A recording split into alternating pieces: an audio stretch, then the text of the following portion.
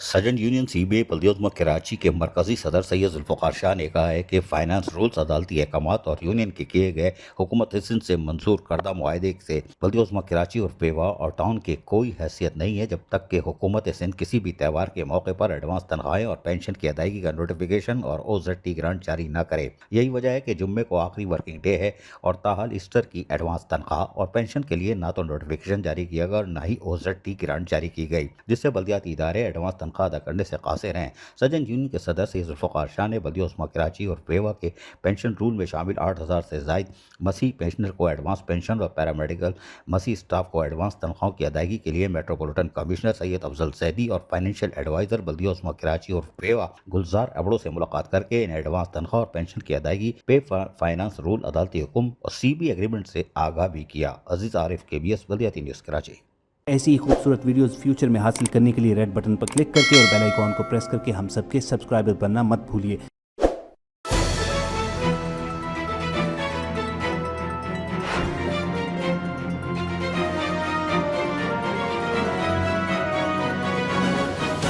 KBS